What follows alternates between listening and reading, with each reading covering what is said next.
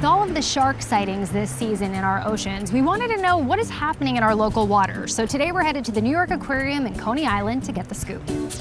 Question on people's minds, like, are we seeing more sharks and are they coming closer to shore?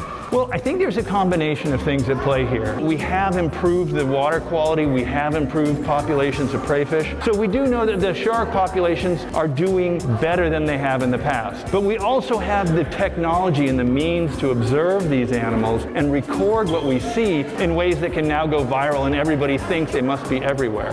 The truth is, sharks have always been in New York waters, and it's a good sign of a healthy ecosystem that they are here. That's John Forrest Dolan, director of the aquarium and vice president of the Wildlife Conservation Society. What is the role or the importance of sharks in the ecosystem here in our waters? Sharks are apex predators. They are those animals which really sit atop the food chain, the food pyramid, and keep everything healthy and stable, right? When we find healthy populations of sharks, we know that we have a healthy population of prey and we have a healthy, balanced ecosystem.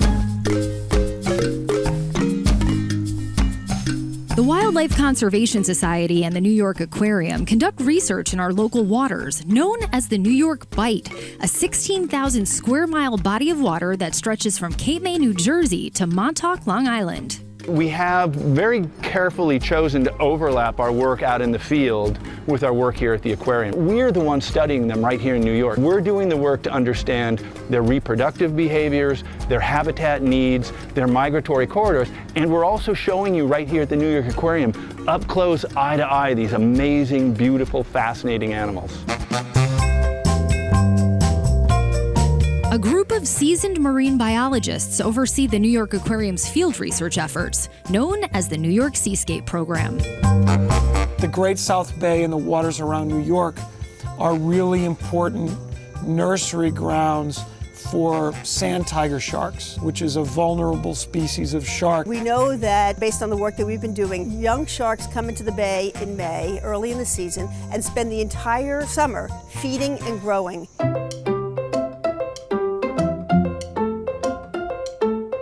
So today, the first thing we'll do is head a little bit offshore to try to look for these subadult sand tiger sharks.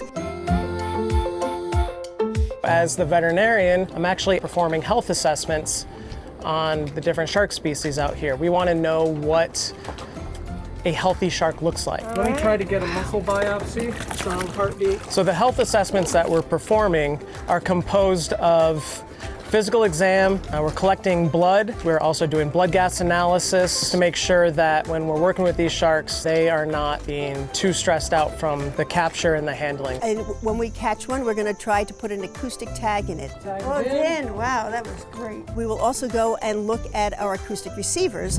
So we attach our acoustic receivers to the Coast Guard buoys here. Oh, that's furry.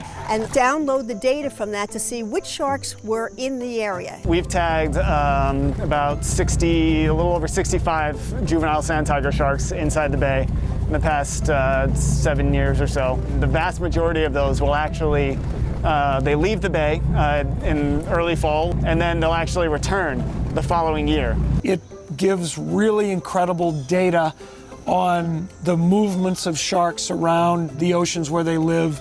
A lot of really valuable biology and conservation science has come from these electronic tagging studies. Well, that's the promise of running a conservation program out of an aquarium and realizing, oh, I've got to get engaged to protect these animals. I need to value this wildlife as part of my home and my heritage. And the New York Aquarium and the Wildlife Conservation Society are the people that are leading the way to do that.